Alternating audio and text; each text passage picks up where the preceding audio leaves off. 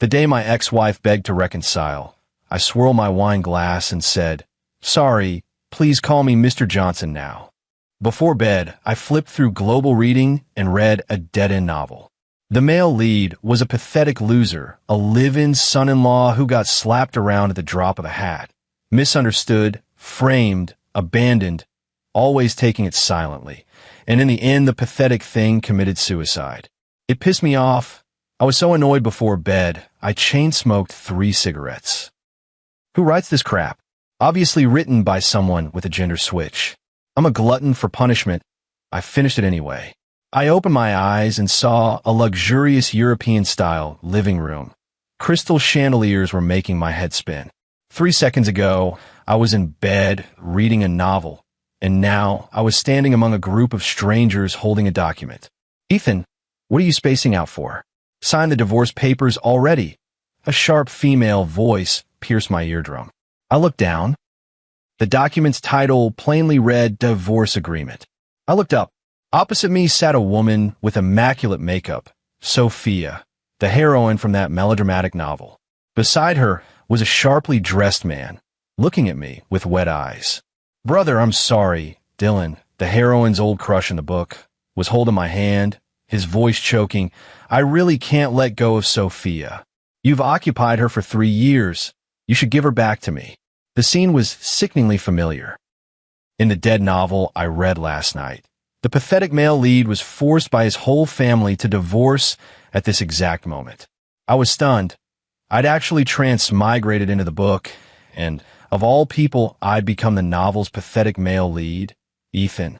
The plot had only reached the point where the heroine's old crush, third brother Dylan, returned from abroad. Dylan is an adopted son of the Johnson family and is now pressuring the male lead to divorce. I planned to finish the book and go sleep like normal, but somehow I'd been pulled into it. Looking at these faces, I wanted to walk up and punch them clean. Before I could act, the male lead's mother Margaret moved first. According to the original text, his face was definitely getting a slap. The novel's biological mom was something else. She favored the adopted son, and I really wonder what was wrong with her head. She didn't want her own child, but preferred the adopted one. And the kicker was that the adopted son was actually the result of her husband and his mistress. Dylan took his mother's surname. Who knows how his biological father convinced her to bring someone else home when they already had a biological child.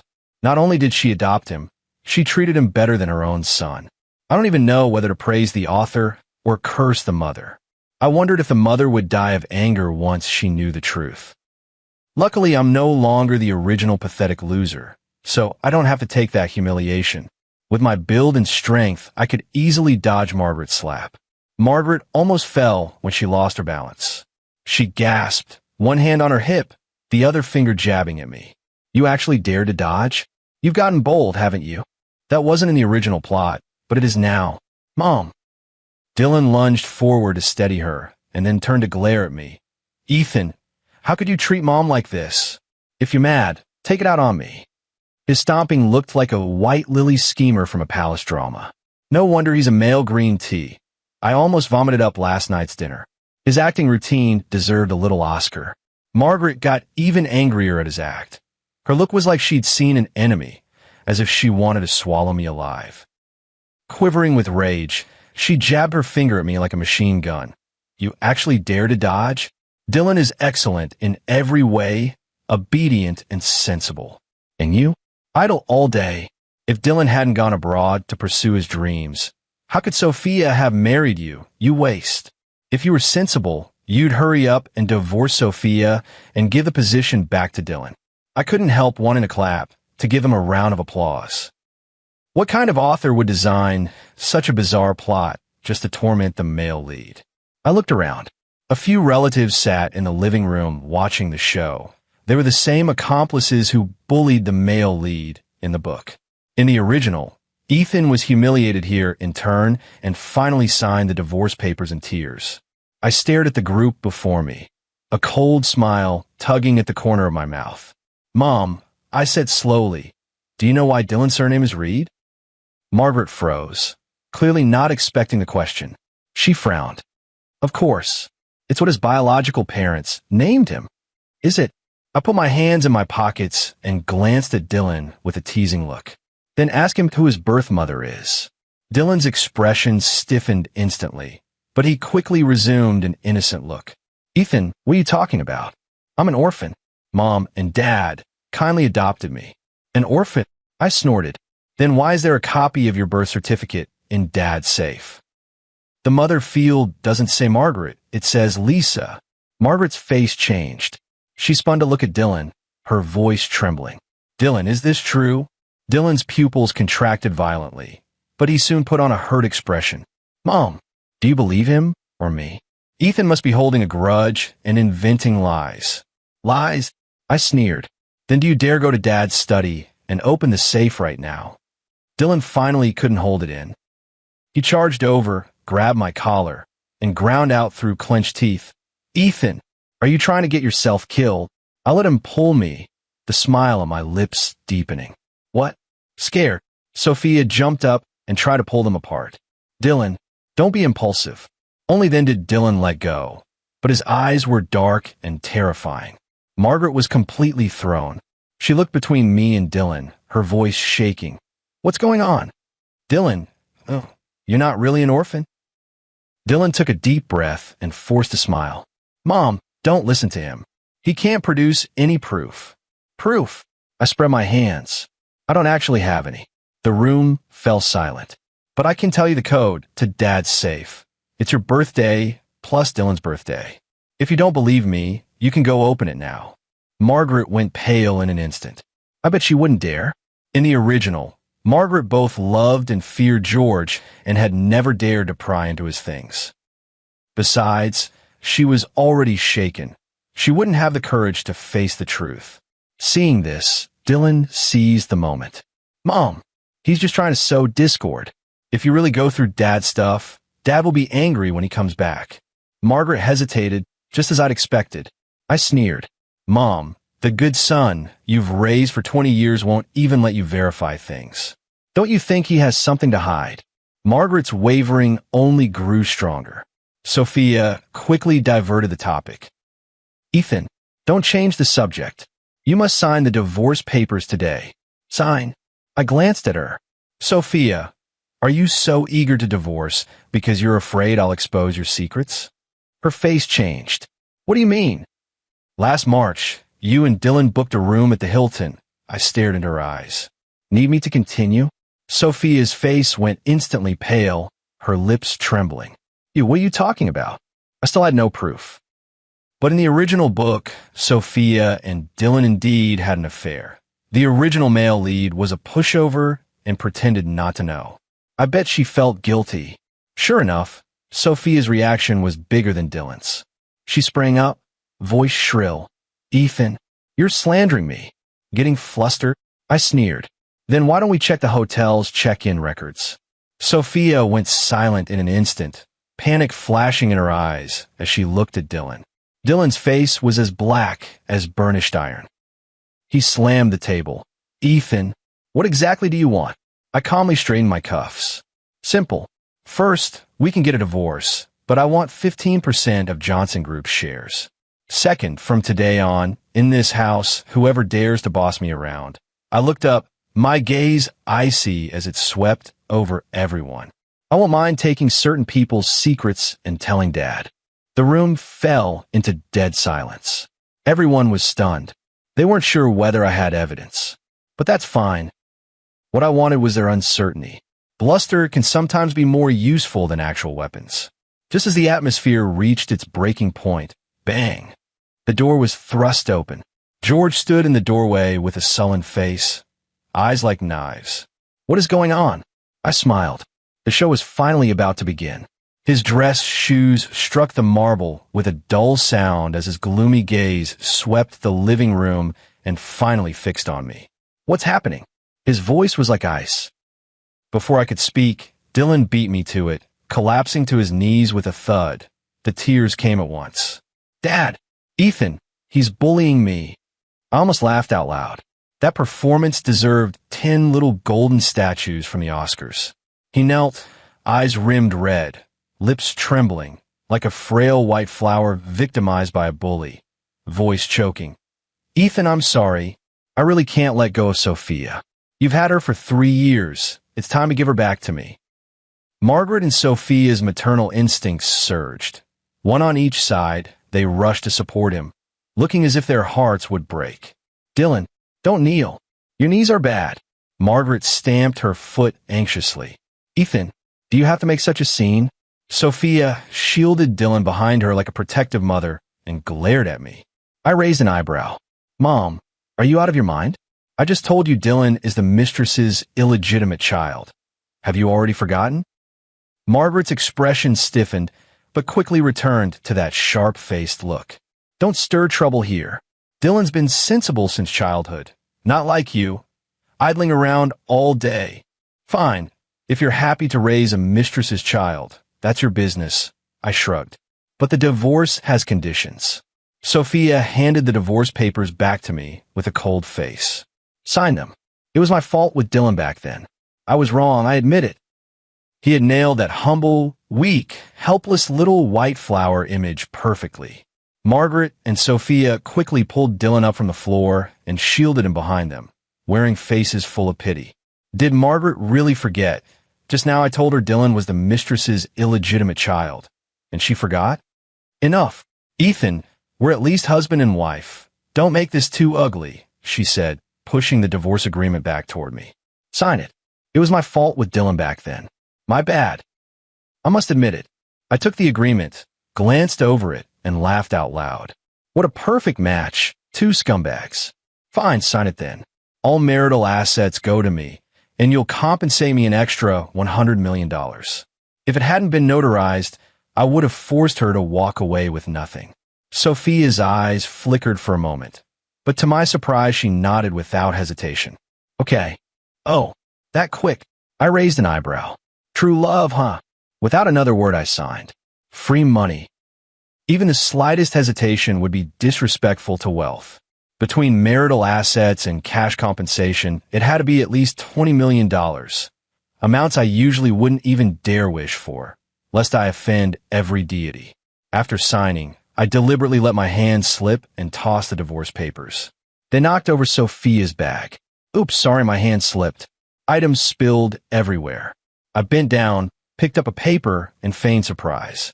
Oh, this is a prenatal test, right? Sophia went pale and lunged to snatch it back. I easily avoided her and held the pregnancy report up high, reading it out loud on purpose. Pregnancy, 8 weeks. So you 2 lovebirds are hurrying to register the child. Huh. Dylan's face contorted and Margaret froze. I sneered. Good thing I'm getting divorced soon, otherwise I'd end up like my unlucky mother, raising someone else's kid. An affair baby is still an affair baby. Who knows if this child will grow up to be someone else's affair as well. I unloaded a barrage of barbs. Sophia trembled with rage. Dylan's face turned ashen and his fists clenched tight. I looked at Sophia. Remember, 10 o'clock tomorrow, Civil Affairs Bureau. She snatched the agreement away, as if afraid I'd change my mind. Don't worry, the money will be transferred on time. Dylan eagerly wrapped his arm around her waist. They exchanged a victorious look. Margaret was still dazed by the revealed truth of the illegitimate child, her teacup tilting as tea dripped onto the carpet. Mom, careful, you might get burned.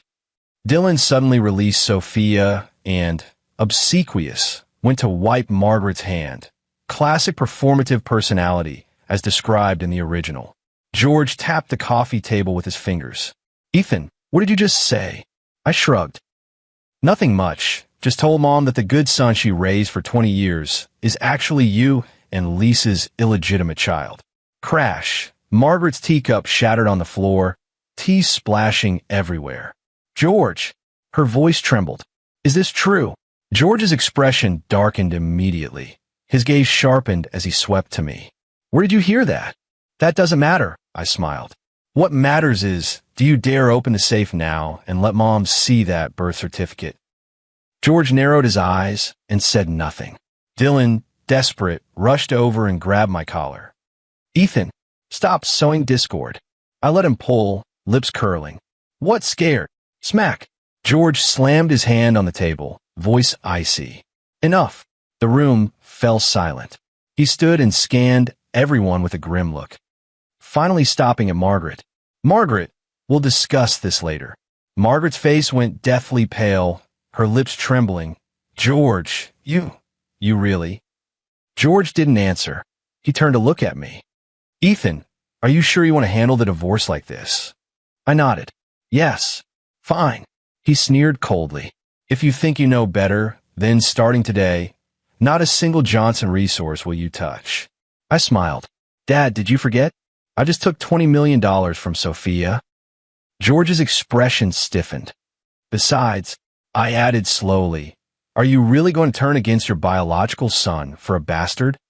George's eyes darkened in an instant, but before he could speak, Dylan had already rushed forward. Ethan, you're looking for death. He swung a punch at my face. I dodged, grabbed his wrist with my free hand, and twisted hard. Dylan cried out in pain. His knee gave way, and he fell to his knees. I looked down at him from above, sneering. Is that it? Sophia shrieked and lunged over. Ethan, let him go. I released my grip. Dylan staggered back 2 steps, his face ashen. George finally snapped and shouted at me, pointing, Get out. Get the hell out of here. I shrugged and headed for the door, and before leaving I couldn't resist one more line. Oh, and Dad, maybe you should change the code to your safe? George's face turned as black as a pot bottom. I closed the door with a smile, feeling incredibly refreshed. I have no intention of continuing to play this spineless male lead. Standing on the steps outside the Johnson villa, I took a deep breath. For the first time in 3 years, breathing felt smooth. No, for the first time in 3 years, this body could breathe easily. I scrolled to the bottom of my phone contacts. The number labeled Jake hadn't been contacted in 3 years. Back when the original novel's male lead was controlled by Sophia and couldn't even go to brother hangouts, he gradually lost touch. I didn't know many people anyway, so I contacted the original's good friend directly. After all, Jake was always the one who handled things for the original. The call was picked up on the 4th ring. Hello? Old Jake, I said, looking up at the overly clean blue sky above the villa area. I'm divorced. There was a 3-second silence on the other end. Then an earth-shattering burst of laughter. Fuck. Ethan, you finally came to your senses? Wait up. I'm driving over to pick you up right now. Half an hour later, a modified Wrangler tore across the lawn of the villa complex. The window rolled down, revealing a sun-darkened face. Holy shit. How did you get so skinny? The green dragon tattoo on Jake's arm was still there, though he was 2 times fatter than 3 years ago. I dragged my suitcase over. Sophia said muscular men look like thugs. Bullshit. Old Jake jumped out of the car to help with my luggage. Used to be the high school basketball captain.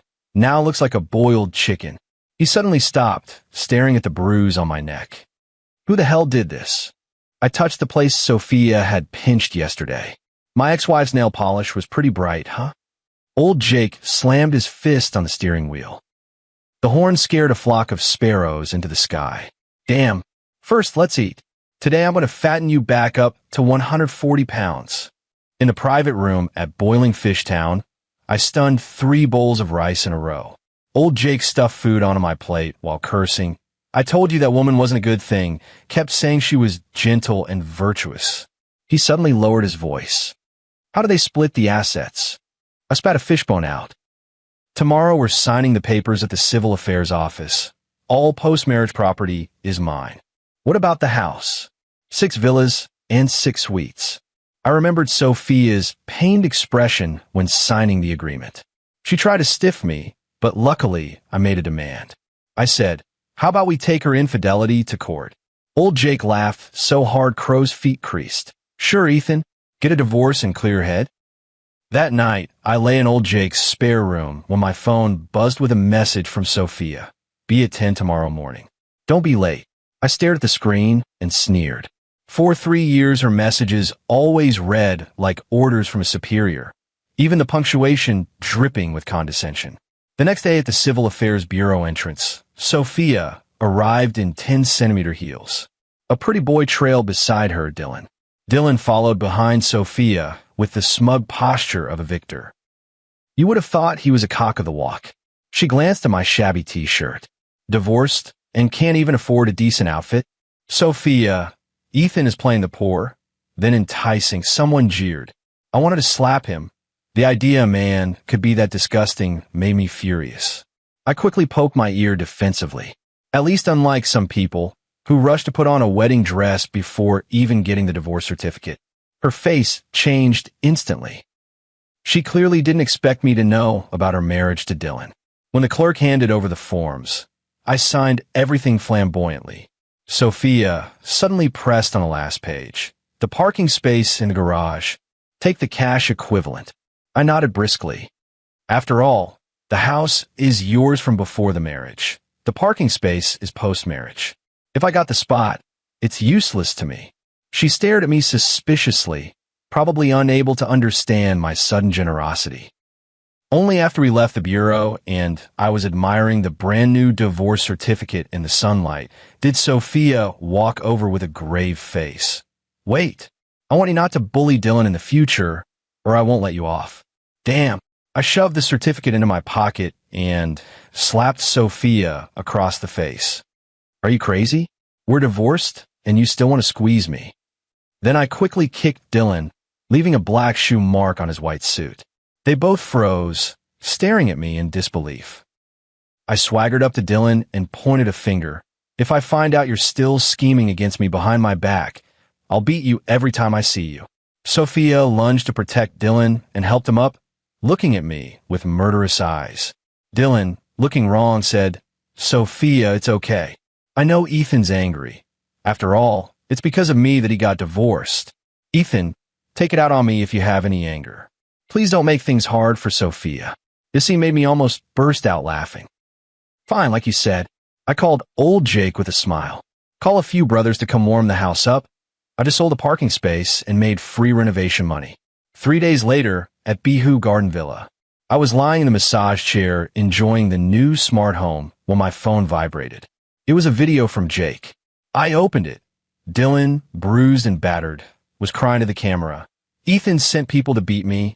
I'm calling the police. In the background, old Jake was cursing. Stop pretending. Didn't you say you'd take it out on him? I laughed and called old Jake. Take it easy. Don't leave external injuries. Don't worry, we're pros. Old Jake lowered his voice. But the brat's a real coward. Pearl of 2 punches and he wet himself. After hanging up, I opened my laptop to check my bank account. The 6 properties from the divorce have already been transferred. Sophia didn't try any tricks there. After all, I was holding the evidence of the affair. I was planning what to do with the properties when the doorbell rang. On the monitor, Margaret stood at the door with a sullen face. Mom, wrong house. I opened the intercom. Your dear son Dylan lives in the next complex. Ethan. Her voice was shrill and piercing. Did you hire someone to beat Dylan? I sipped my coffee leisurely. Did he say that himself? Then have him come and confront me in person. He's at the hospital now. Margaret trembled with anger. You? How could you become so vicious? Vicious? I sneered. Compared to you helping an outsider steal your son's wife, I'm not even in the same league. Margaret suddenly had no retort. Her expression kept shifting. I knew what she was thinking after I exposed Dylan's background that day. Did she try to verify it? Mom, if you really care about him, I deliberately lower my voice. Why not look into what assets he's been helping Sophia transfer recently? I heard it's tied to smuggling. Margaret's pupils constricted sharply. I watched her hurried figure leave with satisfaction. Then my phone received an MMS from an unknown number. I opened it. A hospital injury report. A note appended. Ethan, this isn't over. I snorted and forwarded it straight to old Jake. Prepare for round 2. Early the next morning, a call woke me. Ethan, something's happened. Old Jake's voice was uncharacteristically frantic. Those brothers from last night were detained. They're saying it's suspected intentional assault. I shot upright. Dylan called the police? No, Sophia did. Old Jake ground his teeth. That woman pulled strings, trying to push it as a gang-related case. Clutching the phone, I suddenly understood. This was Sophia retaliating for the slap I gave at the civil affairs office that day. 2 hours later, I sat in the law firm. The situation isn't looking good. Olivia pushed up her glasses. Their injury report says second-degree minor injury. If they insist on prosecuting, how much to settle it? I asked. It's not about money. Olivia sighed. The Taylors have hired Mr. Harris. Just then, the firm door was pushed open. Sophia walked in arm in arm with Dylan, 2 uniformed police officers following behind. Ethan. Sophia parted her red lips, scared now. Dylan hung back, gauze still on his face, but his eyes gleamed with triumph. I stood and suddenly laughed. Sophia, do you remember that rainy night 3 years ago? Her face shifted slightly. You were on the phone and hit someone on Binjiang Avenue. I closed in step by step. I covered for you. My license took all 12 points. The police stopped in their tracks and looked at Sophia in puzzlement. What are you talking about? Sophia's voice trembled. I pulled out my phone and played a recording. Sophia, I've taken care of the surveillance. Just say it was my car. The young Ethan's voice was clearly discernible on the tape. Want to check the old police dispatch records? I said to the officers. The statute of limitations for obstruction of justice is 5 years, you know. Sophia's meticulous makeup began to crumble. Dylan, at a loss, tugged her sleeve. Sophia, he's bluffing you. Shut up. She yanked her arm away from Dylan, her high heel twisting on the floor. In the end, the farce concluded with a mutual settlement. When I walked out of the police station, old Jake's brothers were being released. Ethan, old Jake ran over and punched my shoulder. Not bad. When did you learn to do that? I watched Sophia's hurried retreating figure and said softly, the original owner, Ethan, wasn't that cowardly. At least for the person he truly loved, he fought desperately to protect them, even if that person was never worthy.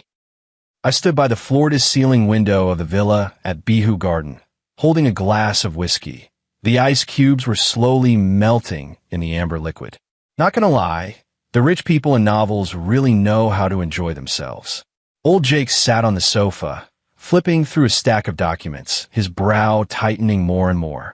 Ethan, what I had you check out is interesting. He pulled out a sheet of paper and handed it to me. Dylan has recently been secretly transferring assets from Johnson Group, and he's been using shell company Sophia doesn't know about. I took the file and skimmed it. Overseas accounts, fake contracts, money flows. Every transaction deliberately kept out of Sophia's view.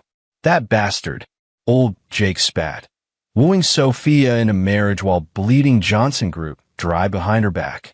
And that's just the beginning. After emptying Johnson Group, next up is Taylor Group. In the original story, when the scandal broke, Sophia couldn't believe it was Dylan. Only when the police found evidence did she wake up, and by then she remembered the original owner. Unfortunately, the original owner was already dead by then, because Dylan pinned Johnson Group's mess on him. The original owner didn't resist and cowardly killed himself. Then Sophia embarked on a saccharine, self-pitying crusade to win her husband back, and only later did Jake tell her the original owner was dead. I swirled my glass. The ice clinked crisply. Does Sophia know? Your ex-wife. Old Jake sneered. She's busy preparing the wedding. Who's time to look into this? I tipped my head back and drained the glass. The alcohol burned my throat, leaving a sharp, satisfying heat. Interesting. I set the glass down, then let our mister. White moon fly a little higher. 5 days later, Johnson Group's annual shareholders meeting. When I pushed open the conference hall door, Dylan, who was giving a speech, suddenly froze. He was wearing a bespoke suit today, a badge that read acting chairman pinned to his chest, looking smug and self-satisfied. Ethan, he forced calm. This is a shareholders meeting. I walked calmly to the front row and sat down. Yes, so I came. Continue. I'm listening. The projection screen displayed the quarterly report. Several figures were obviously doctored. I chuckled lightly, my voice audible but not loud. If you're going to cook the books, at least do it professionally. Dylan's face drained of color instantly. George slammed the table. Ethan, don't make trouble here. Dad, I leisurely produced a share certificate. As a shareholder holding 10% of the stock, I contest the authenticity of this report. Where did you get those shares? Dylan looked stunned. Of course, I bought them with money from my ex-wife.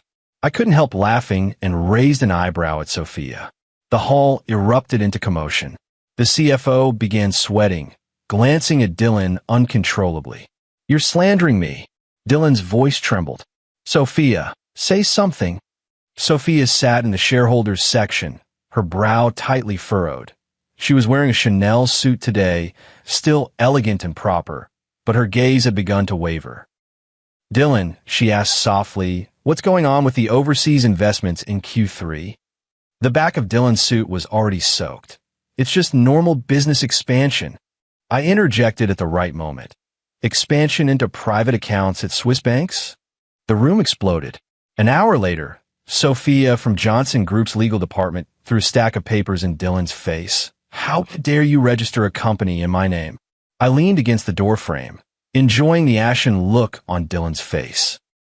The scheme he'd so carefully arranged unraveled at the final move. The transfer records he thought would never be found were now spread nakedly on the table. George looked 10 years older, his hand trembling as he pointed at Dylan. Call the police. Call them now. Dad! Dylan dropped to his knees with a thud. I was forced. It's all Sophia. Enough. Sophia cut him off sharply. Her high heel twisted as she turned. She looked at me with a complicated expression. You knew all along? I shrugged. But did you believe me when I told you? She opened her mouth, then said nothing. That night the financial news ran. Johnson Group hit by financial scandal. Adopted son Dylan suspected of embezzlement and arrested. Taylor Group issues statement. Ms. Sophia was deceived and will fully cooperate with investigators. I turned off the TV and called old Jake. Get out and have a drink. On the other end, he laughed wildly. Sure. Celebrate your long-awaited revenge. I rattled the bottle in my hand. The ice clinked. No, it's to celebrate. I looked out at the night sky. To celebrate the original owner. I sat on the terrace of the Behu Garden Villa in the morning light, which streamed through the glass onto the freshly delivered newspaper. The headline read, Johnson Group stock plunges, veteran company may change hands. Old Jake came over carrying 2 cups of coffee and pushed one toward me. At this rate, your father won't survive this quarter. I sipped the coffee and frowned at its bitterness. Serve him right. My phone buzzed. A text from an unknown number. Meet me about Dylan. I stared at the screen for 3 seconds and replied. Time and place. 3 o'clock in the afternoon, the Southern City Detention Center. Sophia looked much more haggard than the last time we met. She wasn't wearing makeup. Her hair was hastily tied up, and her McNamara coat was wrinkled, as if she hadn't changed it for days. He lied to me, she said bluntly, her voice hoarse. Those overseas accounts, the smuggling contracts. I had no idea. I leaned back on the plastic chair in the visitation room. So, she suddenly grabbed my hand, her fingernails digging into my skin. Can you drop the charges? Just consider our 3 years of marriage. I pulled my hand back and smiled. Sophia, do you know what's the most ridiculous thing? Every fake account Dylan made was deliberately kept out of your sight. I leaned closer. Because he understood better than anyone. You, Miss Taylor, may be arrogant, but you have your limits. Her pupils contracted slightly. Now let me guess. I stood up. He knelt and begged you to come see me? Did he say that if you asked me to let him go, he'd come out and marry you? Sophia's face went deathly pale. When we walked out of the detention center, old Jake's car was parked by the curb. He rolled down the window. How'd it go? I opened the car door. To Johnson Group. On the top floor of the Johnson building, George paced in his office like a cornered beast, torn reports scattered across the floor. When he saw me enter, he grabbed a teacup and smashed it down. You ungrateful son. Happy now. The cup exploded at his feet, porcelain shards flying. Not happy. I stepped over the fragments. I want 51% of Johnson Group, so I'm buying all the shares you own. George laughed through his fury. With what are you going to buy them? I pulled out a tablet and brought up a document. With this. The screen showed George transferring the 25% he held. As your son, I suppose I have inheritance rights. As for the remaining 14%, I believe banks will give me loans. Either give me the shares, I said softly, or I leave Johnson Group to rot in court. George sank into the leather chair, suddenly drained of all vigor. 3 days later, the business section headlines read, Johnson Group completes equity restructure. Ethan appointed new chairman. Taylor Group announces cancellation of all cooperation with Dylan. Exclusive. Sophia flies to Switzerland for recuperation. I stood by the floor-to-ceiling windows of the Johnson building, looking down at the city. Old Jake pushed the door open, carrying 2 bottles of champagne. Congratulations, Mr. Johnson. Don't call me that. I took the bottle. It feels awkward. I laughed loudly. Before transmigrating into this book, I was just a 996 office worker. I never expected to become the head honcho. What should we call you then? Old Jake grinned. Ethan still fits. The champagne cork popped, foam spraying out. We drank straight from the bottles like in our university days, the liquid dripping down our chins.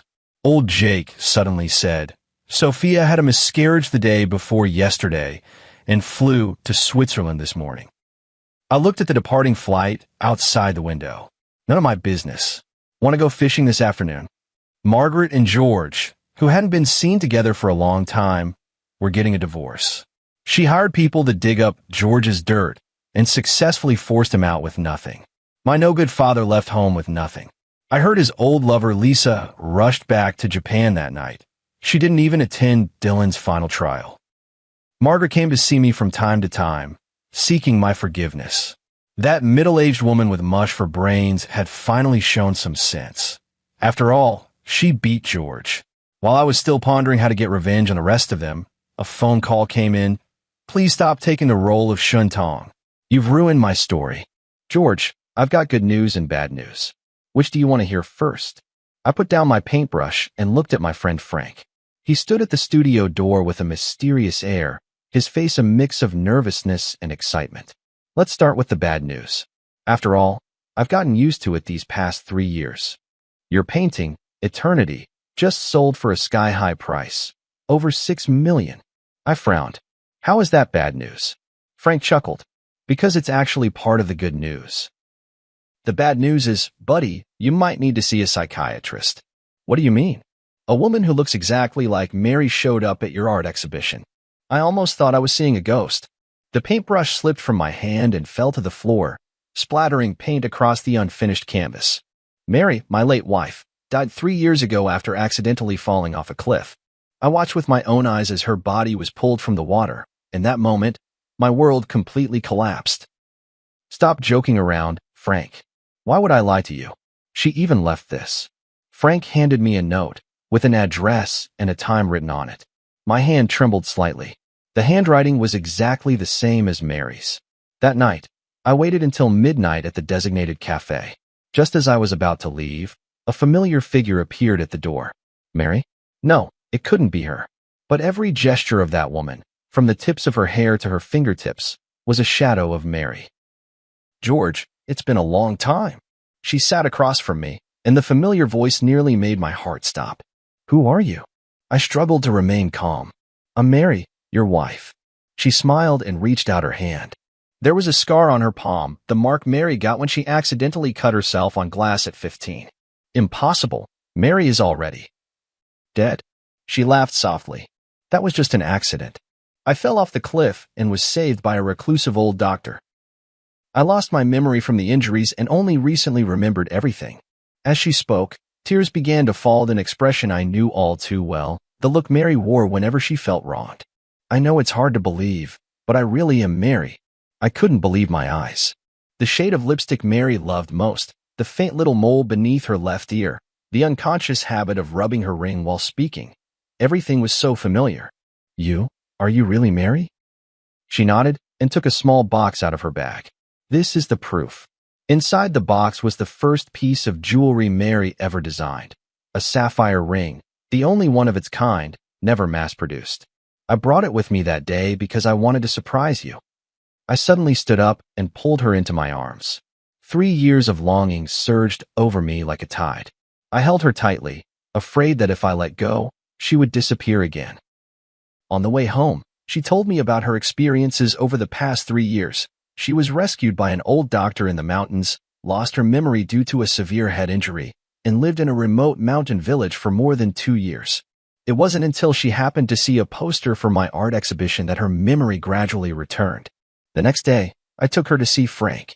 "Oh my God, it really is you, Mary." Frank stared in astonishment, eyes wide. "Frank, it's been a long time." She greeted him with a smile, exactly as I remembered. Frank pulled me aside and whispered, "Man, this is unbelievable, but I really believe it's her. Who else but Mary could call me by my childhood nickname so accurately? That was something only the two of you knew." A week later, Mary officially returned. We held a small welcome party for her. Her mother was so overwhelmed that she fainted, and when she woke up, she clung to her daughter and refused to let go. But that night, I noticed the first sign that something was off. Mary never ate mangoes because she was severely allergic. Yet the returned Mary absent-mindedly tasted a mango dessert and was perfectly fine. "Aren't you allergic to mangoes?" I asked. She paused for a moment, then quickly laughed and said, "Oh, that old Chinese doctor cured my allergy. He's really amazing." I nodded, but in my heart, I marked the first question mark. Is this really my wife?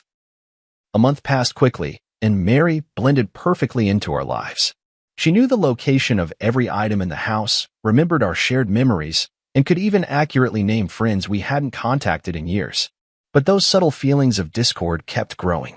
For example, the real Mary liked to listen to classical music, especially Debussy, while designing jewelry. But she would always unconsciously hum along to pop songs. Mary always habitually used her left hand to hold chopsticks, even though she knew it was wrong. She just couldn't change. But she was a standard right-handed user. The most obvious difference appeared that night when I accidentally caught her smoking in the bedroom. The real Mary hated the smell of smoke. Even when I came home from social events with a faint scent of cigarettes, she would frown. "When did you start smoking?" I stood at the doorway, my voice soft. She was clearly startled, hastily snuffing out the cigarette. This is a herbal cigarette for treating insomnia, prescribed by an old Chinese doctor." I nodded, not pressing further, but the doubts in my heart only grew deeper. The next day, I went to find Frank.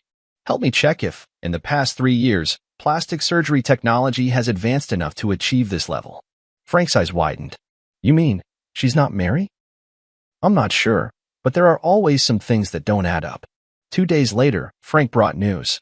High-end plastic surgery can make faces look similar, but it can't replicate the exact placement of scars or moles. And there's a limit to how well someone can imitate a voice. What if it was a twin? Frank shook his head. "Mary is an only child. We all know that." I decided not to show my feelings for now and to keep observing. A week later, Mary's mother came to my house with astonishing news. "George, Mary is going to have a baby," my mother-in-law told me excitedly. I stood there stunned. Before we got married, Mary had been diagnosed with uterine hypoplasia. The doctor had made it clear she could never get pregnant. This was our shared secret. Not even my mother-in-law knew. How do you know that?" I managed to ask. "Mary told me this morning. She said she already had a checkup. It's been 2 months. My mother-in-law happily grabbed my hand. "It's a blessing from above. Mary survived death, and now she can bring us new life." My heart sank to the bottom. This absolutely could not be Mary. That night, I dug out the hospital's diagnosis certificate in my study, which clearly stated the condition of Mary's uterus. But when I wanted to talk to Mary about it, I found her in the bedroom, excitedly discussing the decoration of the nursery with my mother-in-law. "Mary, could you come here for a moment?" I called her calmly. She followed me into the study, still wearing a blissful smile on her face. "Did you forget about this?" I handed her the diagnosis certificate. She took it and glanced at it, her face instantly turning pale. "George, I can explain." "Explain what?" "Explain that you're not Mary at all." Mother-in-law heard the commotion and walked in. "What's going on with you two?" "Mom, take a look at this." I handed her the proof. My mother-in-law read it, then looked at Mary in astonishment. "What's going on?" "Mary, you can't have children." "Of course she can," I sneered, "because she's not Mary at all." My mother-in-law's face changed dramatically. "What nonsense are you talking about?" "I can explain." She hurriedly grabbed my mother-in-law's hand, That old Chinese doctor not only saved my life, but also cured my uterine problem. It's a miracle, truly. My mother-in-law looked at me, then at her, hesitating. George, you're being too paranoid. My mother-in-law finally took her daughter's side. Mary has come back with great difficulty. You should cherish her, not doubt her. Yes, George, I know this is hard to accept, but miracles do happen. Tears welled up in her eyes. Haven't we always wanted a child? Now we can finally have our own baby. I looked at her face, identical to Mary's, yet I became more certain in my heart. This woman was not my wife. All right, I believe you. I smiled, deciding to go along with their story for now. Let's wait together for this miracle to happen. That night, I secretly contacted a private detective. My mother-in-law gladly accepted her daughter's explanation, even suggesting she move in with us to take care of Mary during her pregnancy. Outwardly, I agreed, but inside I grew even more wary. This was no coincidence. There had to be some kind of plot. Mom, haven't you always lived in Haicheng? Won't it be hard to get used to living here? I probed cautiously. For my grandson, I'm willing to endure any inconvenience, my mother-in-law said firmly. I noticed a fleeting unnatural expression on Mary's face. Could the truth be connected to my mother-in-law? On the third day after my mother-in-law moved in, I discovered more suspicious details. For example, the real Mary never drank coffee, but she and my mother-in-law often enjoyed it together. Also, Mary's favorite movie was Roman Holiday, but she claimed to prefer Titanic. The strangest thing is, Mary used to despise her cousin Tom when she was alive, but now he visits frequently and chats and laughs with Mary as if they're old friends. I told Frank about these discoveries. Buddy, things are getting more and more suspicious, Frank frowned. Are you sure you want to keep going like this? Why not just expose her directly? It's not the right time yet. I want to find out what they're really after. The private detective's investigation also made progress. The so-called old Chinese doctor who had saved Mary did not exist at all, and Mary's whereabouts over the past 3 years were completely untraceable.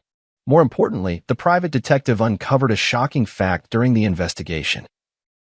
Mary's cousin Tom was deeply in debt from gambling, and the painting Eternity under my name, worth over $6 million, was his only hope for quick cash.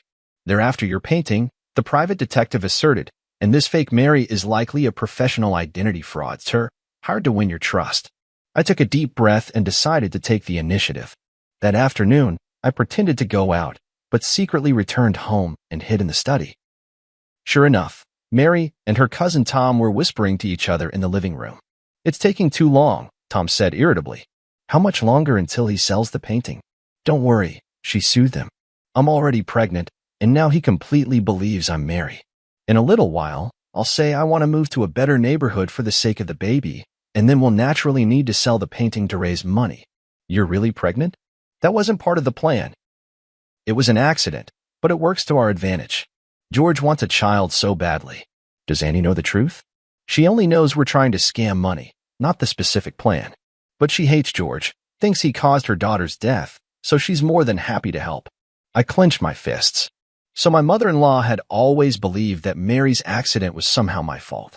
In fact, we did argue over something trivial that day, and Mary stormed out in anger. I didn't try to stop her. But I never imagined it would be the last time I'd see her. You don't actually have feelings for George, do you? Tom suddenly asked. She was silent for a moment. It's just part of the job. Besides, I owe you, and I won't go back on my word. Good then. Don't forget how we're splitting the money once we get it. Their conversation confirmed my suspicions. This was all an elaborate scheme, with my eternity as the target. In the days that followed, I pretended everything was normal while secretly making preparations. I contacted the police, arranged for evidence-gathering equipment, and found the last piece Mary had left before she died, a silver necklace that had never been made public, engraved with an anniversary date only the two of us knew. 2 weeks later, my art exhibition was held as scheduled. As planned, Mary brought up the idea of moving, hinting that I could sell Eternity. I pretended to agree and said I would auction the painting on the last day of the exhibition. This is a surprise I prepared for you, I said on the eve of the exhibition, taking out a delicate box. To celebrate the new life we're about to begin. She opened the box in surprise, and inside was the silver necklace. It's beautiful, thank you. She smiled as she prepared to put it on. Wait, I stopped her. Aren't you going to look at the engraving on the back? She turned the necklace over, and her face suddenly went pale. What's wrong? Don't you like it? I asked, feigning ignorance. No, I really like it. It's just, I'm a bit moved. She forced a smile, but didn't know how to explain that she couldn't recognize the significance of that date. See you tomorrow. Get some good rest, and don't forget to wear this necklace. I kissed her forehead and whispered in her ear, after all, this is your final design. Her body visibly stiffened for a moment, but she kept smiling. Of course, I cherish it very much. Tomorrow, the truth will come to light. On the day of the exhibition, the place was packed with people. My painting, Eternity, was displayed in the most prominent spot, right next to the last batch of jewelry designs Mary had created before her death. Mary held my arm, flawlessly playing the role of my wife as always. She had even gone out of her way to wear Mary's favorite white dress and the silver necklace I had given her last night. My mother-in-law and Tom were there too. The three of them exchanged glances from time to time, clearly waiting for the perfect moment. Frank appeared as planned, pretending to be extremely interested in Eternity and asking me about the auction details. The auction will begin promptly at 4 in the afternoon, I replied with a smile. This painting means a great deal to me, and I hope it finds someone who truly appreciates it. Mary immediately chimed in. Yes, although it's hard to part with it, this is a necessary decision for our future. I noticed she glanced at Tom, who gave a barely perceptible nod. At 3:30 in the afternoon, the projector in the center of the exhibition hall lit up. This was the special segment I had arranged. Ladies and gentlemen, I stood in front of Eternity. Before the auction begins, I'd like to share a little story about this painting. Mary's photo appeared on the projection screen, a group picture from her last birthday party before she passed away. 3 years ago, my wife Mary died in an accident. I created this painting, Eternity, in her memory. The woman in the painting has her back to the viewer, forever gazing into the distance, symbolizing a longing I can never reach. A soft sigh rippled through the crowd. Mary stood beside me, matching my words with a sorrowful expression. However, a month ago, a miracle happened. I turned to look at Mary. My wife came back. The whole room erupted in astonishment, and many people curiously sized up, Mary. This is my wife, Mary. I took her hand and stepped forward. Back from the dead, it's truly the greatest blessing heaven could have given me. She smiled and nodded to everyone, while my mother-in-law and Tom stood by with smug expressions. However, my tone suddenly shifted. Amidst my joy, a question arose. Is she really Mary? The entire room fell silent. Mary's hand trembled slightly in my palm. So, I did some investigating. The projector switched to a set of comparison photos. On the left was the real Mary. On the right was a photo of her. They look exactly the same, don't they? But I clicked the remote, and the photo was enlarged, the details highlighted. The position of the piercing on the left ear was slightly different, the arch of the eyebrows subtly varied, and the fine lines at the corners of the eyes ran in different directions. These are details that even professional plastic surgery cannot fully replicate. Mary tried to pull her hand away, but I held on tightly. My mother-in-law and Tom also began to grow anxious, glancing toward the exit. More importantly, the real Mary has a feature that cannot be copied. I turned to Mary. The necklace I gave you last night has a date engraved on the back. Can you tell everyone what that date is? She opened her mouth, but no words came out. That was the due date of our first child, the one we lost. I spoke softly, my voice trembling with emotion. Mary designed this necklace to commemorate the baby we never got to meet. The date was our secret, only Mary and I knew. The room fell utterly silent. Mary turned deathly pale, my mother-in-law's eyes widened, and Tom had already started edging toward the door. What surprised me even more, I continued, was that the real Mary could never get pregnant due to an underdeveloped uterus. Yet this, Mary claims she's already 2 months along. I let go of her hand and took a step back. So, who are you really? A flicker of despair flashed in Mary's eyes, but she quickly regained her composure. I am Mary, it's just that old Chinese doctor. The non-existent old Chinese doctor, right? I sneered. Just like the non-existent amnesia, the non-existent miraculous recovery. I turned toward the projection screen. Let's see the truth. The screen played the secretly recorded video of her conversation with Tom, their discussion on how to swindle Eternity, clearly audible. This isn't She tried to explain, but my mother-in-law had already rushed forward. "Who are you really?" my mother-in-law screamed. "You're not my daughter?" "Auntie, stop pretending," I said calmly. "You know she's not Mary. You just wanted to get back at me, didn't you?" My mother-in-law's face turned pale. "I didn't know she was going to impersonate Mary. Tom just said he needed help to scam some money." "Police, don't move." Several plainclothes officers emerged from the crowd, blocking Tom as he tried to escape. Amid the chaos, Mary took the opportunity to shove me aside and run toward the exit. I chased after her and caught up in the parking lot. "Tell me, who are you really?" She finally stopped, turned to face me, tears welling in her eyes. "My name is Luna. I'm an actress. Tom found me and said if I helped trick you out of a painting, he'd give me $1 million. I needed the money for my sister's medical treatment." "Why did they choose me? Why Mary?" She shook her head. "I don't know. They gave me a lot of information, photos, videos, even your chat logs. I was just following the script." The police arrived and took her away. I stood where I was, gazing at the distant sky, my heart a tumult of emotions. Back in the exhibition hall, the crowd had already dispersed, leaving only Frank and a few police officers. "It's all been cleared up," Frank walked over. "Tom owed money to loan sharks and was desperate. Your mother-in-law always resented you for not saving Mary, so she helped them plan the whole thing." I walked up to Eternity, gently caressing the back of the woman in the painting. "Mary, I can finally give you an answer." The police left with the evidence. Frank patted me on the shoulder. "What do you plan to do next?" I took a deep breath. "Prepare for the final painting." "What will it be called?" "The Pursuit," I said softly. "This time, I'll paint her face, not just her back." After the case was solved, my life seemed to return to where it was 3 years ago. Eternity was temporarily held by the court as crucial evidence. Tom and Luna were arrested for fraud, and my mother-in-law was investigated as an accomplice. "The prosecution wants you to testify in court," the officer called to inform me. "The trial is scheduled for early next month." I agreed, though I was utterly exhausted inside. After exposing the deception, I thought I would feel the thrill of revenge, but what I felt instead was a profound emptiness.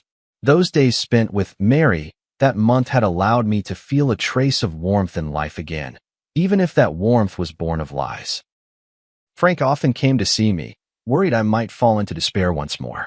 I told him not to worry, that I was working on a new piece, The Pursuit. "Are you really going to paint Mary's face from the front?" Frank asked curiously. "For the past 3 years, you've always refused to do that." "It's time," I replied. "We can't live in the past forever." I moved out of the apartment I had shared with Mary and returned to the old house in the suburbs, the place where the real Mary and I had first made our home. The dust-laden memories in the house brought me both pain and comfort. Mary's studio remained just as she had left it, design sketches scattered across the table, unfinished jewelry drafts pinned to the drawing board. One afternoon, while sorting through Mary's belongings, I discovered an encrypted external hard drive. After several attempts, I finally unlocked it using our wedding anniversary as the password. Inside were backups of Mary's design works, along with some personal photos and videos. One folder in particular caught my attention. Inside a folder named Plan was a series of jewelry design sketches, labeled George's Birthday Special Project. It was then I remembered that, in the months before Mary passed away, she often spoke mysteriously about giving me an unparalleled birthday surprise. Leafing through these design drafts, I couldn't help but be moved to tears. Mary had planned to design a jewelry collection inspired by my paintings over the years, with each piece corresponding to a representative work from my artistic career. The last page was a sketch of a ring, with a dark red stone set in the center, its edges adorned with tiny diamonds, closely resembling the sunrise in my early work, Dawn. "This is blood amber?" I examined the notes carefully, confirming the name of this rare gemstone. Mary's designs had always been bold, but blood amber is extremely rare in the Chinese market, almost impossible to acquire. How did she obtain such a material? As I continued searching, I found a series of email correspondence screenshots. Mary had actually contacted a gemstone dealer in Myanmar, commissioning the blood amber specifically for this ring. The last email showed that the gem had already been shipped, but the date was exactly 1 week before Mary's death. I immediately called Frank. "Help me check if there was a package sent from Myanmar 3 years ago. addressed to Mary. 2 days later, Frank brought news. The package did exist, but since no one signed for it, it was returned. However, according to the shipping records, it was resent a month ago, this time addressed to you. What? I was completely confused. I haven't received any package. Check your old apartment?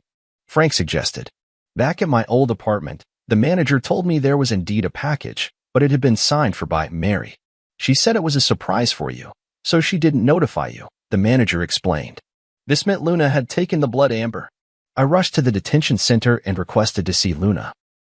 Separated by glass, she looked much more haggard than the last time we met, but still wore that face so similar to Mary's. What are you doing here? She asked coldly. A month ago, you signed for a package from Myanmar. There was a blood amber inside. I want to know where it is. She looked surprised.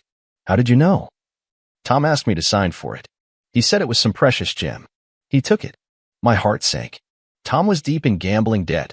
A precious blood amber would be a windfall for him. He had probably sold it long ago. That blood amber is very important to me, I said softly. It was the last gift my wife left me. Luna was silent for a moment, then suddenly said, maybe it's not that bad. Tom said the stone has flaws, its value is greatly reduced, and he hasn't found a suitable buyer yet. Hope was rekindled. If Tom hadn't sold the blood amber yet, maybe there was still a chance to get it back. Do you know where he might hide it? Luna hesitated for a moment. He has a safe deposit box in a self-storage facility on the east side of the city. After getting the address, I immediately contacted the officer in charge of the case and explained the situation. Since Tom was involved in a large sum of money, the police quickly approved the search request. Mr. George, we've found the safe deposit box, the officer said over the phone. Inside, we did find the blood amber you described, as well as some other evidence. A few hours later, I retrieved the blood amber at the police station. It was even more beautiful than I had imagined. Within the dark red core, wisps of mist seemed to swirl, shifting strangely under the light. This was the birthday gift Mary had so carefully chosen for me, waiting for 3 years. Back home, I carefully placed the blood amber beside the canvas of the pursuit. The painting was already more than half finished, Mary's face emerging from the blur into clarity, yet it still felt like something was missing. Watching the blood amber glimmer faintly under the light, I suddenly understood how I should complete the painting. The creation of the pursuit entered its final stage. I decided to break convention and incorporate the blood amber into the artwork. This would not only be a portrait, but a hybrid piece that fused painting with the art of jewelry. Are you sure you want to do this? Frank frowned. That blood amber is priceless. That's exactly why, I said firmly. Mary chose it for me. She wanted to inspire an unparalleled masterpiece. I will fulfill her wish. For 2 whole weeks, I worked day and night, neglecting sleep and food. I cut the blood amber into thin slices and inlaid them at the spot of Mary's eyes on the canvas, making her gaze truly come alive. I used a special technique to blend the surrounding paint, creating a harmonious transition with the gemstone. From certain angles, the entire painting seemed to be imbued with life, and Mary's expression would shift depending on where the viewer stood. On the day I finished the piece, Frank brought news. Luna had been sentenced to 3 years in prison, but due to her good attitude in confessing, she might serve only 1.5 years. Tom, involved in multiple fraud cases, was sentenced to 7 years. My mother-in-law, as an accomplice, received a suspended sentence. The case is finally over, Frank said. Are you planning to exhibit your painting? Yes. Next month there will be a solo exhibition at the National Art Museum, and The Pursuit will be the grand finale. The curator couldn't stop praising this piece, believing it represents the innovative direction of contemporary art and marks the pinnacle of my career. Indeed, this painting, which incorporates Mary's jewelry design concepts, is in some sense a creation we made together. On the eve of the exhibition, I checked the arrangement in the gallery alone one last time, making sure every piece was perfectly lit and positioned. When I reached The Pursuit, I couldn't help but stop and gaze at it. Mary's face was vividly lifelike, her eyes inlaid with blood amber gleaming under the spotlight, as if she were smiling at me. For the first time in 3 years, I faced her directly, no longer painting only her back. Mr. George, a stranger's voice called from behind. Sorry to disturb you, but the gallery has been cleared. He turned around to see a young woman dressed in the museum's staff uniform. And you are? I'm the new curator, responsible for security in your exhibition area, she explained with a smile.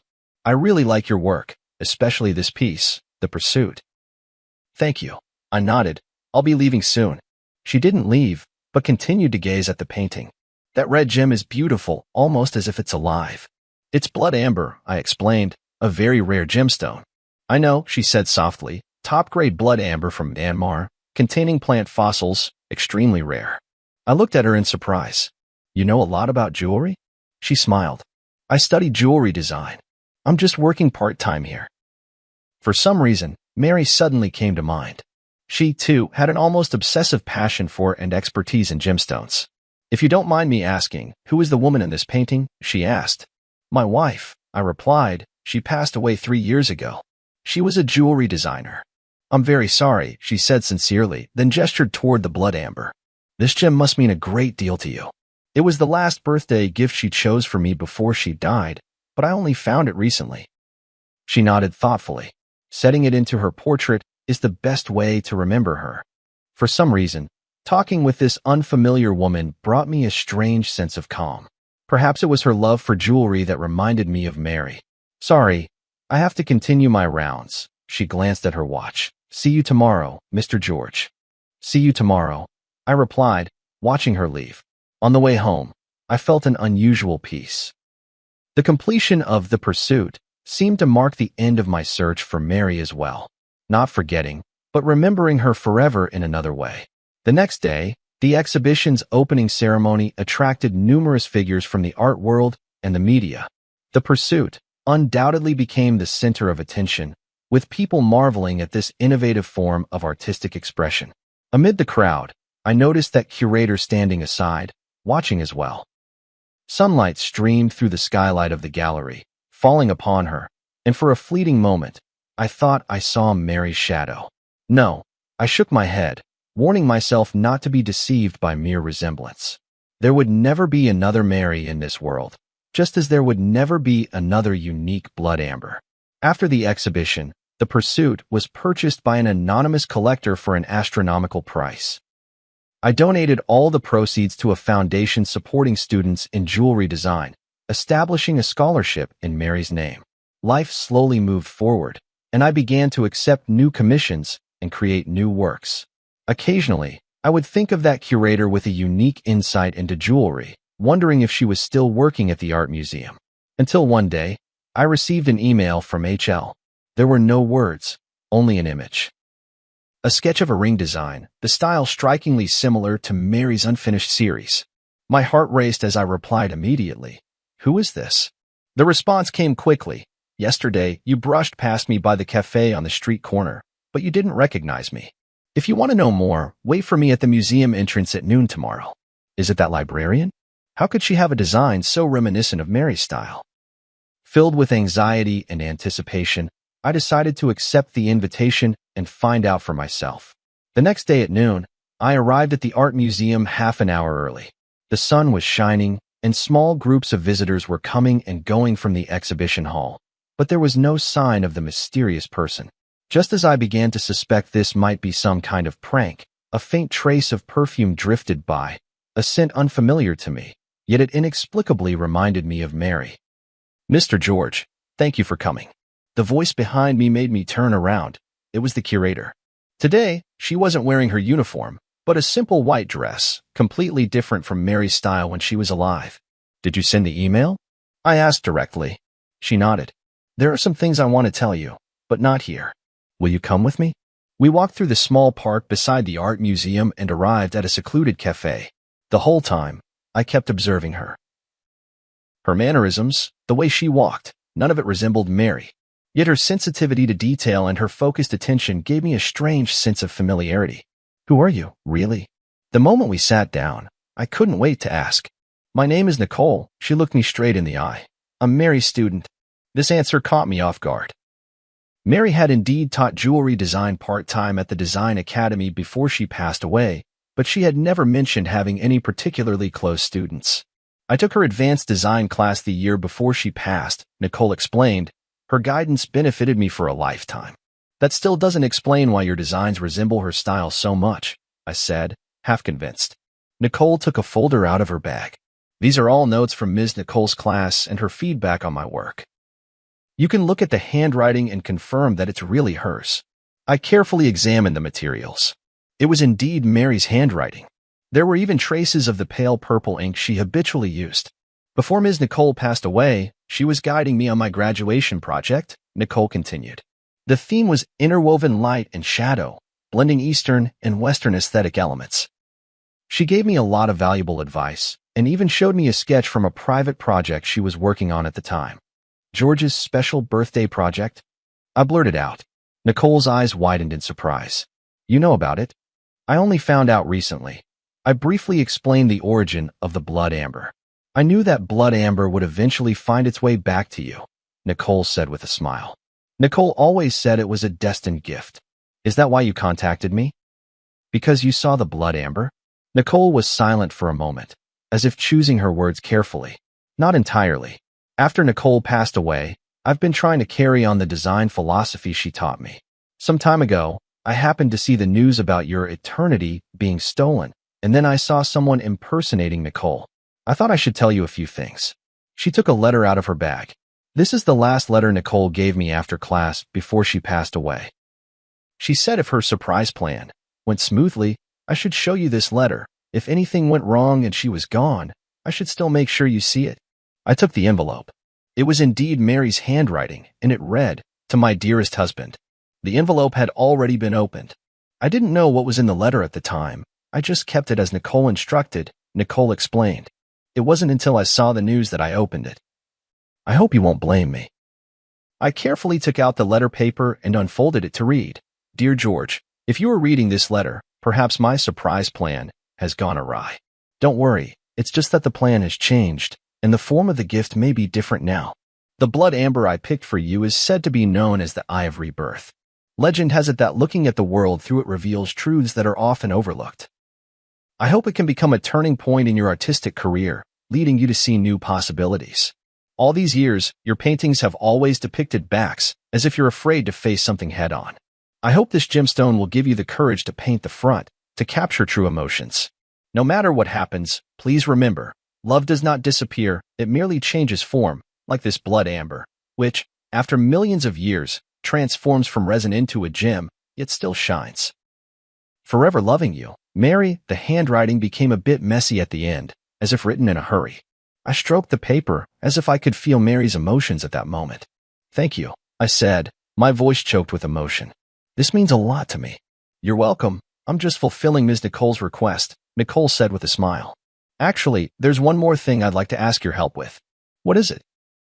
I'd like to apply for the Mary Scholarship you established, she said, taking a design portfolio out of her bag. This is my graduation project, combining Ms. Nicole's ideas with my own innovations. As I flipped through the portfolio, I was surprised to find that while these designs bore traces of Mary's influence, they also possessed a unique style and innovative touches. In particular, a series called Metamorphosis cleverly combined jewelry with transformable elements, allowing the pieces to change form according to the wearer's mood and occasion. This is outstanding, I praised sincerely. Mary would be proud of you. A hint of joy flashed in Nicole's eyes. Really? I've always worried I couldn't live up to her expectations. You've already moved beyond the learning stage and developed your own style. That's exactly what she hoped to see. As we talked, sunlight streamed through the window and fell on Nicole. In that moment, I seemed to understand something. When Mary spoke of love changing its form, perhaps she wasn't just referring to the blood amber, but also to her passion for art and its legacy. Luna tried to impersonate Mary by mimicking her appearance, but she could never truly replicate who she was. Nicole, on the other hand, looked nothing like Mary, yet she inherited a part of her artistic vision and spirit. Perhaps this is the true gift Mary left me, not the blood amber, but a new possibility, a path out of the past. Nicole's graduation exhibition was held in a small gallery. Though the space was modest, it was exquisitely arranged. Her works were divided into 3 series, representing the past, the present, and the future, forming a complete narrative. This is a brilliant idea, I sincerely praised. From tradition to contemporary and then to the future, it showcases the evolution and possibilities of jewelry design. Nicole smiled and nodded. This was inspired by teacher Nicole. She always says that good design should look back at history, be grounded in the present, and look forward to the future. As I walked through the exhibition hall, I noticed a special display case in the corner, containing only one piece, a seemingly simple ring with a small red gemstone set in the center. This is. I leaned in to read the label, which said, "In memory, dedicated to Teacher Mary." Yes, I made it from a small piece of blood amber I bought with my own savings, Nicole explained. It can't compare to the quality of yours, but it's also from Myanmar. I examined the design of the ring closely. Clean, powerful lines with fine silver threads encircling the blood amber, as if protecting the central gem, yet also seeming to radiate light outward. This is very similar to Mary's final design style, I said softly, but it also has your own unique touch. I wanted to create a piece that could both commemorate Teacher Nicole and showcase my own style, Nicole explained. The blood amber represents her influence, while the outer design is the direction of my own development. The exhibition attracted quite a few industry insiders, including some well-known figures from the jewelry design world. After viewing the exhibition, an older female designer approached Nicole and offered her an internship opportunity. I stood by, genuinely happy for Nicole. In the evening, as the exhibition was drawing to a close, Frank arrived as well. Seeing me with Nicole, he gave me a knowing smile. "New friend?" he asked me quietly. "Mary's student," I explained simply. "Very talented." Frank nodded without asking further questions. After touring the exhibition, he gave high praise to Nicole's work. It blends traditional and modern elements, demonstrating both technical skill and artistic expression, quite rare. Nicole thanked him politely. This wouldn't have been possible without the guidance of Teacher Nicole and Teacher George. After the exhibition, the three of us went to a nearby restaurant for dinner. During the meal, Frank talked about recent trends in the art market, while Nicole shared her insights on contemporary jewelry design. The conversation was light and pleasant, and I realized it had been a long time since I had relaxed and chatted with others like this. After a few rounds of drinks, Frank received an urgent call and left early. Only Nicole and I remained in the restaurant, and the atmosphere suddenly became a bit quiet. "Mr. George," Nicole hesitated for a moment before speaking. "I've always had a question I wanted to ask you." "What is it?" "After you finished The Pursuit, what are you planning to create next?" The question caught me off guard. To be honest, ever since The Pursuit, I haven't had any new inspiration. That painting seemed to have drained all my emotions and creativity. "I haven't decided yet," I answered honestly. "It might take some time to find a new direction." Nicole nodded thoughtfully.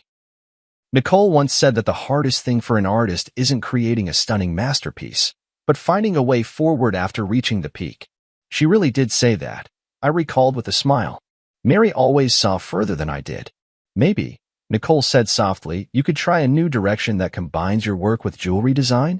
Like in The Pursuit, but taking it even further." I recalled what Mary mentioned in her letter about seeing new possibilities, and suddenly I was inspired. "You mean creating a series of works that combine painting and jewelry?" "Exactly," Nicole said excitedly. "Your paintings create emotion in two-dimensional space, while jewelry gives it tangible form in the three-dimensional world. The combination of the two would have an astonishing effect." The more we talked, the more engaged we became, even sketching a few concept designs on the restaurant's napkins. Nicole's ideas were fresh and bold, perfectly aligning with my artistic vision, yet bringing a new perspective. As we left the restaurant, Nicole suddenly said, "I have to confess something." I looked at her in confusion. "I reached out to you not only to deliver Nicole's letter, but also for a personal reason. I hope to learn from you," she said candidly. "I want to become a designer like Nicole, someone who not only creates beautiful works but also perfectly blends art with emotion." Her sincerity moved me. "You're already on that path, and you're doing very well." "Then, may I consult you often?" she asked a little nervously. Of course, I'd be delighted. On the way home, a series of new works already began to take shape in my mind. A cross-disciplinary art that fuses painting and jewelry, both as a tribute to Mary and as a new starting point in my artistic career. That night, I had a dream. In the dream, Mary stood in a halo of blood-red light, smiling at me and saying, "See, I knew you would find a new direction." When I woke up, I got out of bed immediately and began sketching for the new series. I decided to name it Rebirth. Not only representing the ancient life forever preserved in blood amber, but also symbolizing the rebirth of my artistic career, as well as the inheritance and development of Mary's artistic vision. A week later, I submitted a new series proposal to the gallery and received an enthusiastic response. The curator even suggested holding a special exhibition themed Between Dimensions, a dialogue between painting and jewelry. For this project, I invited Nicole to join the team as a jewelry design consultant. She had just graduated from design school and was both excited and nervous about the opportunity. "Am I really up to the task?" she asked me in the studio. "You understand Mary's design philosophy better than anyone," I assured her. "That's exactly what I need." In the days that followed, we worked at a feverish pace. We created during the day and discussed at night, sometimes even working through until dawn. Nicole's ideas flowed endlessly, and I transformed those thoughts into concrete artistic expressions. In the process, I rediscovered the pure joy of creation that I hadn't felt in a long time. One late night, when we finally finished the design for our first piece, Nicole clapped her hands excitedly. "This is amazing. Teacher Nicole will definitely love it." At the mention of Mary, she suddenly realized her slip and looked at me nervously. "I'm sorry, I didn't mean to." "It's all right," I said with a smile. "I think Mary really would like it." She always hoped I could step out of my comfort zone and try new ways of expressing myself. Nicole let out a sigh of relief, then hesitantly asked, "Professor George, may I ask you a personal question?" "What is it?" "When you faced the woman impersonating Professor Nicole, how did you see through her? I mean, from the news reports, she seemed like an exact copy of Professor Nicole." I pondered for a moment. Superficial resemblance is easy to achieve, but a true personality cannot be duplicated. Mary's perception of art, her attitude toward life, the way she handled details, these were all unique. Just like a work of art, Nicole mused, no matter how perfect a replica is, it can never capture the soul of the original. Exactly. We worked through the night again, and finally established the overall framework for the Rebirth series. 7 pieces, each blending elements of painting and jewelry, together telling a story of loss and recovery, death and rebirth. As our collaboration deepened, my relationship with Nicole gradually shifted from teacher and student to partners, both mentor and friend. Sometimes, when the light traced the gentle contours of her focused profile, I would unconsciously think of Mary. But soon, I realized that this association wasn't due to any physical resemblance, but rather that same dedication and passion for art. "George, you look much more spirited lately," Frank remarked at a gathering. "It's been a while since I've seen you so full of life." "Yeah, the new project has helped me rediscover the joy of creating." "Nicole's a good girl," Frank said meaningfully. "Talented, and she really understands you." I understood his implication, but just smiled without responding. There was indeed a special understanding between Nicole and me, but it was more rooted in our shared passion for art than anything else. At least for now. The creation of the Rebirth series took 3 months, longer than expected, but the results were stunning. Each piece was a perfect fusion of painting and jewelry art, offering both the pleasure of viewing as a flat image and the discovery of 3-dimensional effects brought by the jewelry elements from different angles. A week before the exhibition opened, I received an unexpected visitor, Luna. She had served her sentence and was released early. She looked much more haggard than the last time we met, but her eyes were clearer. "I came to apologize to you in person." She stood at the studio door, her voice low, "for everything I have done." I didn't respond immediately, but simply invited her in to sit down. "I know that an apology can't make up for the loss," she continued, "but I want you to know that I truly regret it." "How is your sister's illness?" I asked. She looked up in surprise. You know. I guessed. "You said you needed money for a reason, and I think that must have been true." "Yes," she nodded. "My sister's surgery was a success, and now she's fully recovered. For the past 3 years, I've been thinking about how to make up for my mistakes, even though I may never be able to." I was silent for a moment, then said, "You know, in a way, your appearance actually helped me." "What do you mean?" "It forced me to confront the past, to re-examine my memories with Mary, and ultimately to find a way forward." I pointed to the sketches of the Rebirth series on the wall and briefly explained this new project.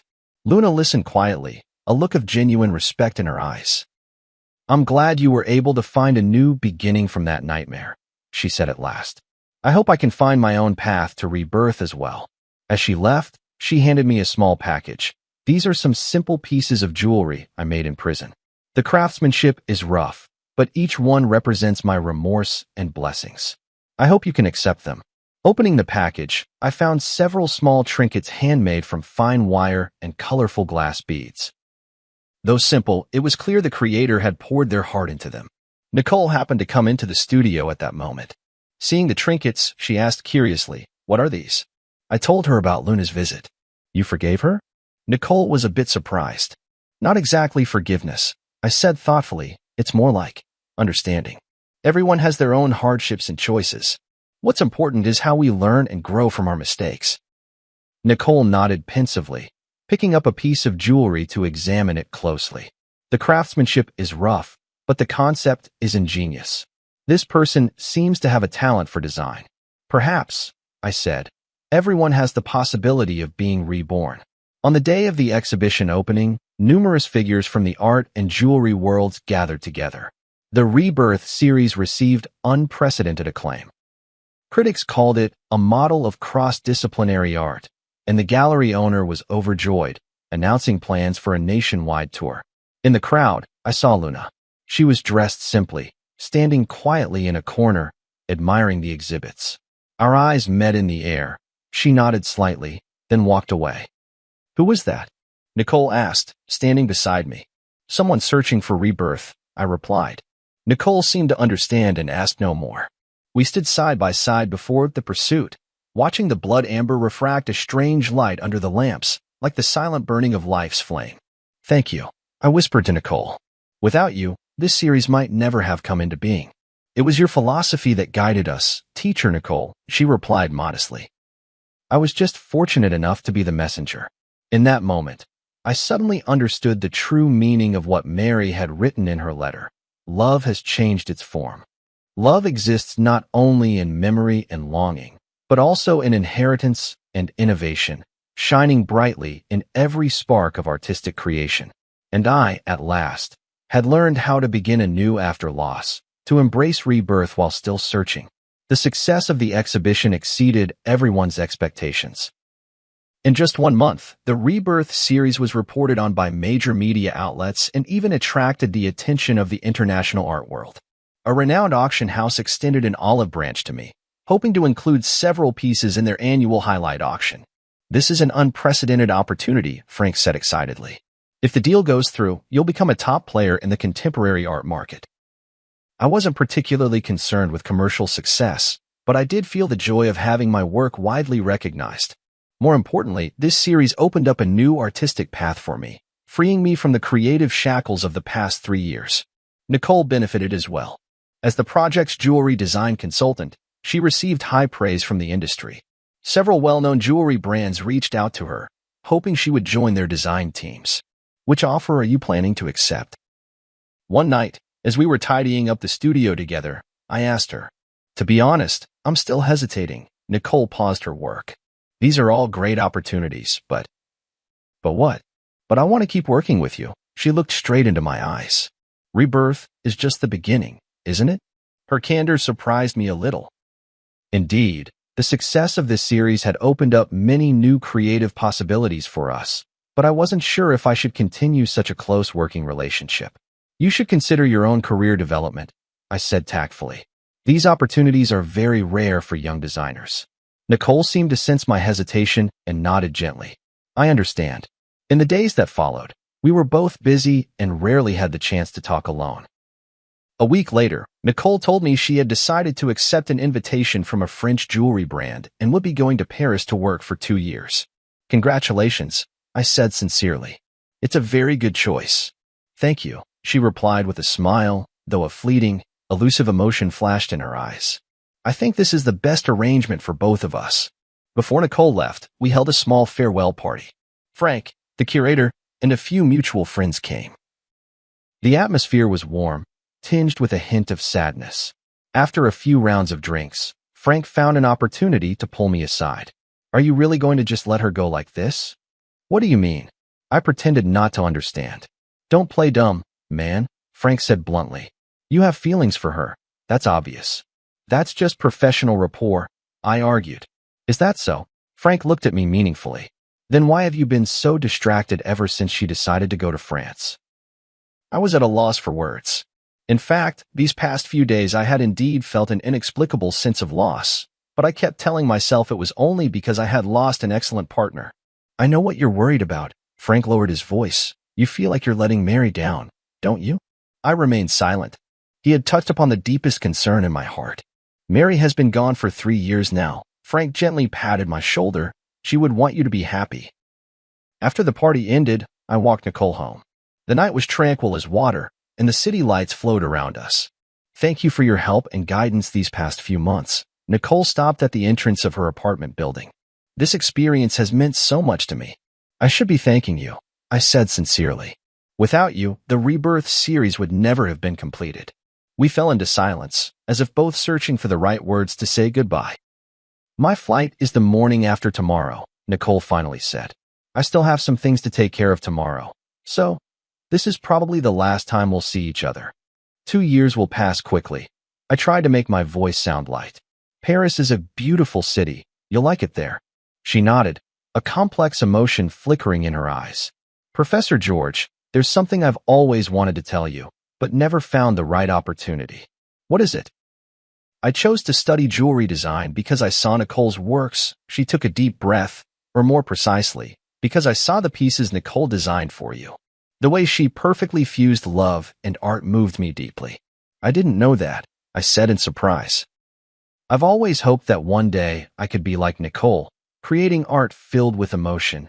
Nicole continued, her words coming faster, as if afraid she might lose her courage.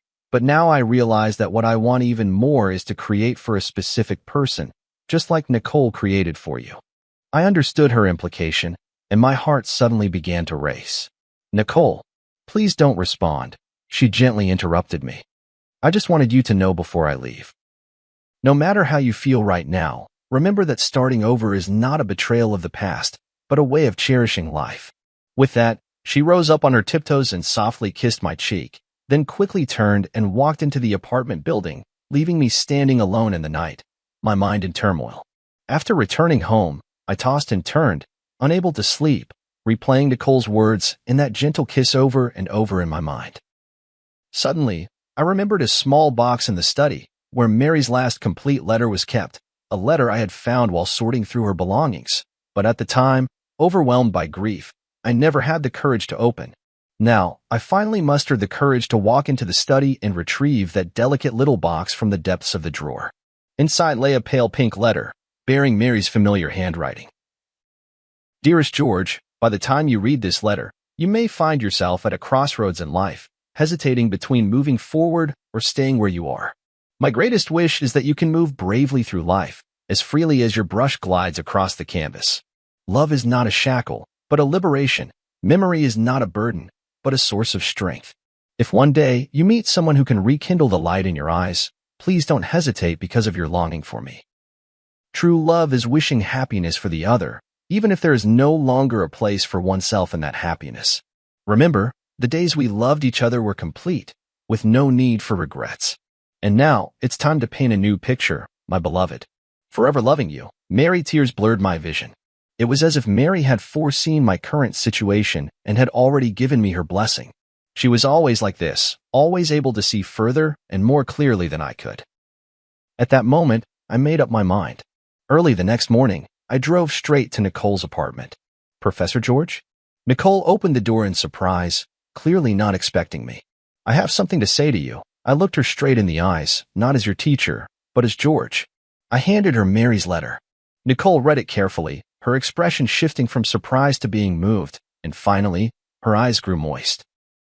She truly was an extraordinary woman, Nicole said softly, handing the letter back to me. Yes, she was. I nodded. That's exactly why I believe her words.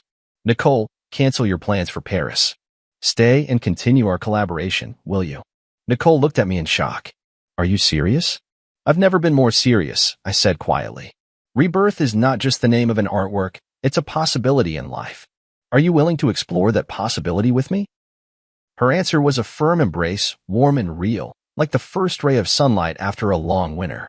In that moment, I felt as if Mary was somewhere, smiling down on us, blessing this new beginning. Life is like that blood amber, enduring countless ages of change and sedimentation, ultimately transforming into an eternal radiance. And I, at last, understood what true pursuit is, what true rebirth means. A year later, Nicole and I unveiled our second joint project, Interwoven, at the National Art Museum. This series was even bolder and more innovative than Rebirth, blending Eastern and Western aesthetics with various art forms. Critics hailed it as a significant breakthrough in contemporary art. At the opening ceremony, Nicole held my arm as we faced the media interviews and congratulations from the audience together. She wore a simple white dress, and around her neck was the Eye of Rebirth necklace we designed together. She completed the jewelry part based on my painting. "Your collaboration seems even more in sync than your last project," a reporter asked with a suggestive smile. Nicole glanced at me, and we exchanged a smile. Yes, both in art and in life, we found the perfect balance. This indirect answer drew a round of good-natured laughter from the reporters present. My relationship with Nicole was no longer a secret, but we always kept a low profile, letting the public's attention remain focused on our artistic creations. After the exhibition, we drove out to a small hill in the countryside. There stood an ancient oak tree, beneath which Mary's ashes were laid to rest. This was the place we chose, rather than a traditional cemetery, natural, peaceful, just like Mary herself. "Mary, the exhibition was a great success today," I said softly to the stone beneath the tree. "Nicole's designs were admired by everyone, just as you once predicted." Nicole crouched down and placed a bouquet of white daisies in front of the stone. "Teacher Nicole, I've been working hard to become the kind of designer you hoped I would be. I hope you can be proud of me." A gentle breeze stirred, and the oak's leaves rustled softly, as if it were Mary's reply. On the way back, Nicole suddenly said, "I've been thinking about something." "What is it?" "If that woman who pretended to be Ms. Nicole hadn't appeared, you might never have found the blood amber, never created the pursuit, and we might never have met." Her words made me fall into deep thought. Indeed, it was the series of events triggered by that deception that ultimately led to everything now. It feels as if, in the unseen, some force has been orchestrating it all. "Perhaps that's the irony of fate," I said softly. "Sometimes, the worst beginnings can lead us to the best endings." When I returned home, I received an unexpected package. Upon opening it, I found a delicate little box containing a handmade ring. Though simple, the craftsmanship had improved greatly compared to the pieces I had seen before. There was a note attached. "Mr. George, thank you for your kindness and understanding a year ago, which gave me the courage to start over. Now I have found a job at a small jewelry shop, and my life is gradually getting back on track. This ring represents my gratitude, and I wish you happiness and well-being on your new path." "Luna," I handed the ring to Nicole. After examining it carefully, she remarked, "Her skills have improved a lot. She truly is talent." "Some mistakes in life shouldn't become permanent scars," I sighed. "Everyone deserves a second chance." That night, we sat in the studio, discussing ideas for the next series. Nicole suddenly proposed a bold idea. I was thinking, maybe we could try connecting the different stages of our work to create a complete narrative. From eternity to quest, then to rebirth, and intertwined, they're actually different phases in a person's life journey. "You mean?" "A complete story about loss, searching, rebirth, and integration," she explained excitedly, ultimately asking what is the most precious treasure in life. "Love." I finished her sentence.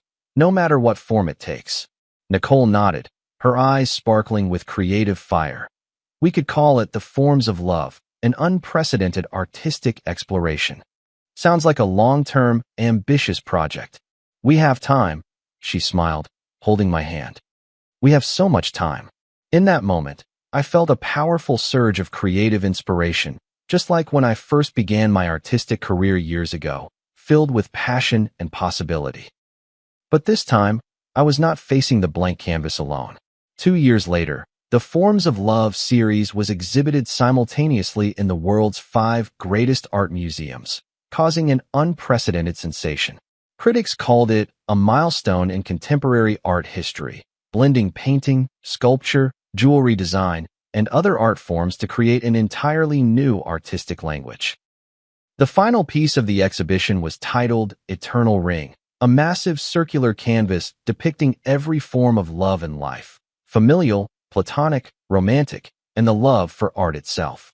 The edge of the canvas was inlaid with gemstones of various sizes, and under certain lighting, these gems would cast light onto specific parts of the canvas, revealing another hidden layer of patterns. The centerpiece of this work is a massive blood amber. Through intricate optical design, the light it projects perfectly outlines two embracing figures. One is Mary, the other is Nicole, symbolizing the intersection of past and present, the fusion of memory and rebirth. On the closing day of the exhibition, in front of the eternal ring, I knelt on one knee and proposed to Nicole. The ring was crafted from the very blood amber Mary had once prepared for me, designed by my own hand and fashioned by the finest jeweler. This ring carries the memories of the past and the hopes for the future, I whispered softly. Nicole, will you be the eternal ring in my life? Her tears sparkled under the spotlight. I will. Amidst the cheers, I remembered what Mary once said. Love does not disappear. It merely changes its form. Yes, love does not disappear. It exists in memories, in art, in every rebirth and new beginning. It traverses time and crosses space, like that blood amber which, after millions of years, still shines, forever retaining the original warmth and brilliance of life. This is the answer I have been searching for all along. Between loss and gain, between seeking and rebirth, love remains constant, only appearing in different forms along the journey of life. And all we need to do is bravely accept this gift, no matter how it comes to us. On the day of the wedding, the sky was a clear, washed blue. Beneath the ancient oak tree that had watched over Mary, we exchanged our vows. A gentle breeze stirred, making the leaves whisper as if blessings were drifting in from another world. No matter when or where, Nicole said softly, we'll always remember that it was she who brought us together. Yes, I squeezed her hand, and we will always cherish this gift. In the brilliant sunlight, the blood amber ring gleamed, radiant as life itself, enduring the passage of time, yet still shining bright.